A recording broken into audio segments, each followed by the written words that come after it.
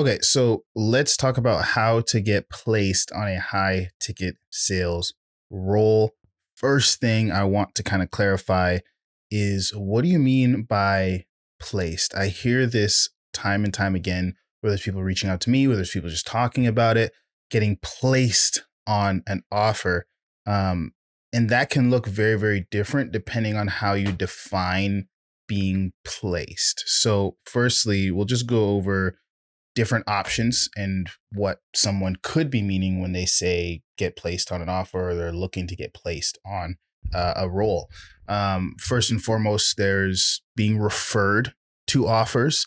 So you're talking about platforms like RepSelect. You're talking about niche network groups where they have opportunities, whether they source them, whether they reach out to companies that are hiring, but they gather some of the best opportunities and offers and put them in one place for people to apply to land interviews. You have placed directly in interviews. That would be mainly working with recruiters, meaning that recruiters are doing the picking through the applications and then placing people not on the offer, but directly into interviews with someone on that company's team, be it the founder or sales manager or HR or whatever. Then you have offers where people do a little bit more expensive, but done for you applications. This is typically paired with some kind of sales training. This is usually high ticket territory where you're now spending money to land a role. Not just like a subscription fee, small subscription fee like RepSelect, but we're talking about higher ticket, $2,000, $3,000, $4,000, $5,000. That sales training might come with some kind of done for you application process where you have a team of people or one person or however that company is set up. They're gathering your resume, all that stuff, and now they're sending applications into companies on your behalf. And usually they're applying to jobs on job sites. They're just doing it for you to save you time. Then you've got probably one of the worst versions of this, which is placed on a partner team. This is where some people, this is where kind of the bait and switches start to appear. Ones that you don't necessarily want to do, which is where someone's trying to guarantee you a job and say, hey, pay this 5K, pay this 10K, pay this high ticket amount, and we'll train you and place you directly in a job. And the reason why you don't really want to do something like that is because, again, there's a difference between placing someone in an interview, presenting offers to them that they can, apply for to land the interview, and actually placing them in the role where they can start working with, like, bypassing both the application process and the interview process. If that's what you're kind of paying for, if that's what you're getting, chances are it's not a good offer. I've yet to see a great company, a solid team. Reps are doing really, really well, but it's based off of that type of model. Usually these are churn and burn types of teams. If that person even has partners that are willing to take on people like that. It's just not very common. It's just not really a thing. Usually when they say we'll place you directly on an offer, or we'll place you here or there, it's usually just, again, a term for one of these other options where they say, hey, buy this training for high ticket, then we'll refer you over. So you want to be very, very careful with that. I guess the best way to look at this is, if anyone is trying to 100% guarantee you a role, you probably don't want to go with it. It's probably not the case. Not because they don't have access to companies that are hiring, not because they can't refer you or get you interviews, but because it's so dependent on your skill set. It's so dependent on your ability to show up confident and competent to that interview and perform, that they can't in good faith say, one, either 100% we're going to you're going to land this role, or two, usually, like, no good team is going to allow you to skip the vetting process. No good team is going to allow you to skip the interview process and just start working. So that's why I always question when people ask me about placement, what do you actually mean by placement, right? So I hope that clears up what placement kind of is and some of the options out there. I would say the best three options to go with, or I guess the top two are definitely working with recruiters and kind of niche networks, right?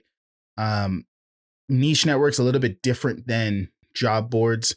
Job boards are just like general boards like LinkedIn, like Indeed, like ZipRecruiter. Niche networks, I would say like Rep Select, where it's specifically for remote sales. All of the reps on there are looking for remote sales roles. All of the jobs on there, all of the business owners are looking for remote sales reps. And it's people that are hiring actively right now. There's no like old stale, hey, we're just leaving this up there, ghost posts, nothing like that, no fake posts, anything like that, right? Those are your best two options outside of building your network, getting referred by other reps, just through the network that you've built in the industry. That's obviously something that can take some time. There's ways to do it quickly, but it can take some time. Being referred directly onto roles is obviously one of the best ways, because if you have a good relationship with someone, you can ask as many questions and get a really good understanding for the quality of that role, what type of role it is, what it's like to work there. And then when you get referred by that person who's probably in the position you want to be in, whether they're a friend closer or a friend appointment setter, then you have all the details you would need to go in and perform on that role.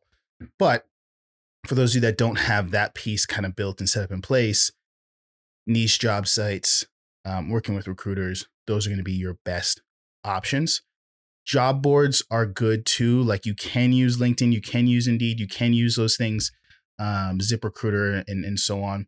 The only, I guess the pros and cons with that is, it's easy, free to apply to as many as you want, but you are going to apply to less offers. You're going to spend more time vetting and searching and scraping, because you might find a handful on Indeed. You might find a handful on LinkedIn. You might find a handful on ZipRecruiter.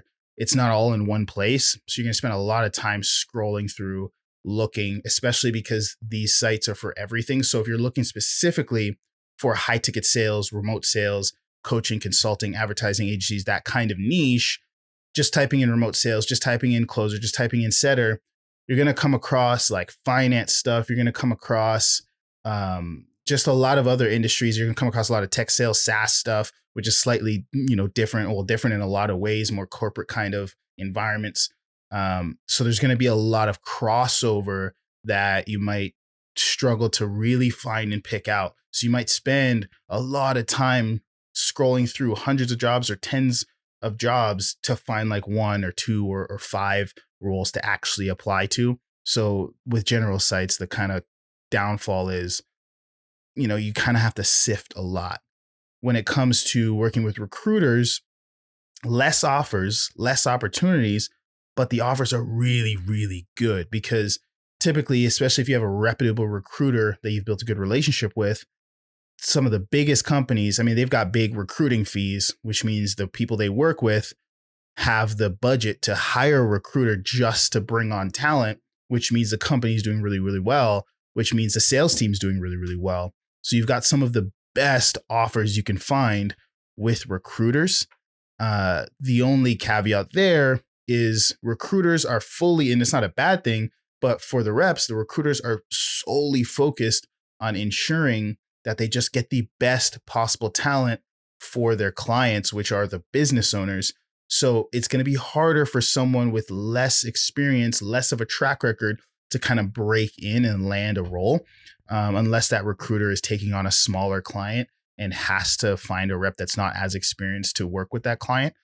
But typically, if you've got a guy with 10 million cash collected and years of experience, and maybe you've got 1 year experience, 2 years experience, or maybe you're brand new to the industry looking to land your first or your second role, you could be just as good. But because you don't have a lot of proof that you're that good, it is a big risk for a recruiter to then go and place you in an offer with a big client who it could hurt the relationship if you don't perform. So there's a lot weighing on that recruiter is, okay, do I give this guy a shot? Do I give this girl a shot, or do I not? Now, obviously, recruiters don't just look at track record, especially if they're a good one. They look at many, many factors. And I've got tons of videos on how to stand out and how to prove that you're good even without the track record. But the track record is something that's going to play a part. So some recruiters I know, I've had tons and tons of people come to me and say, "Hey, this recruiter said I'm good, but come back to me when you've got at least $1 million cash collected. Come back to me when you've got $100K cash collected. Come back to me when you've got $500K cash collected." Because there's a lot of teams.